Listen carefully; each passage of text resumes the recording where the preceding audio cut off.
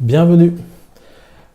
Alors, comment faire face à l'angoisse de la mort ou faire face à l'angoisse de la peur de mourir? Alors, il faut d'abord, si cette porte s'ouvre,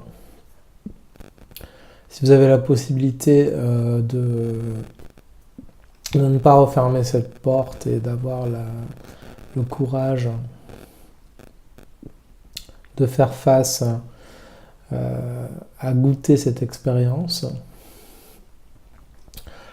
mettez-vous en position de méditation, fermez les yeux et faites face à cette expérience de goûter l'angoisse de la mort. Alors, ce qui peut paraître terrifiant, c'est surtout la fin. La mort symbolise un petit peu la fin de l'histoire, de notre histoire. Et ce qui peut être terrifiant et angoissant, c'est que on serait face, c'est comme si on tombait dans un trou noir et comme il n'y a plus d'histoire, il y a une angoisse en fait que le film s'arrête brutalement. Et dans la peur de mourir, c'est ce sentiment que la mort va arriver et ce syndrome en fait d'angoisse. Alors l'angoisse, si on regarde l'étymologie, ça veut dire resserrement. Donc c'est quelque chose qui se contracte à l'intérieur de nous, dans nos émotions. Et bien sûr, l'objectif, c'est de décontracter et d'ouvrir au maximum, d'accueillir ces émotions désagréables et goûter cette expérience avec un minimum de recul et de désidentification à l'expérience en fait.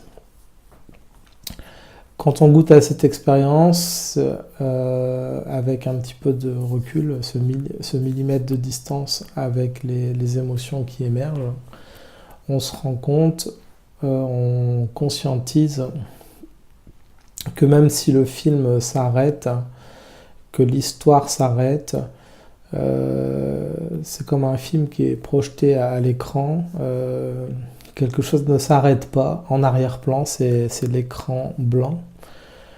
Lui était dans le non manifeste. Tant que le film était projeté, on ne voyait pas l'écran blanc. Et quand le film est arrêté, on voit l'écran blanc.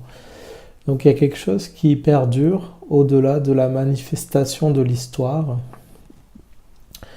Et ce sentiment de fin d'histoire peut générer des angoisses.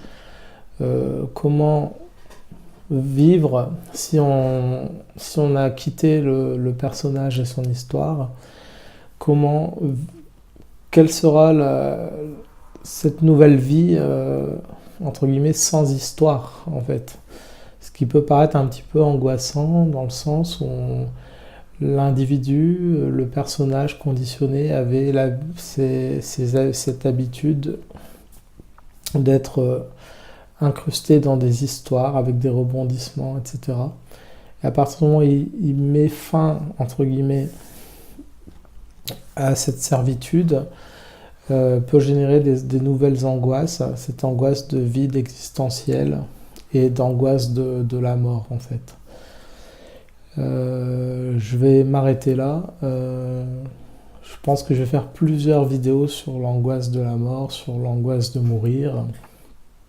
Parce que c'est un sujet qui mérite d'être creusé au maximum afin d'en tirer tous les bénéfices en fait de cette expérience. Goûter pleinement l'expérience, ouvrir au maximum le cœur face à cette expérience et goûter à l'invisible aussi, à l'impénétrable.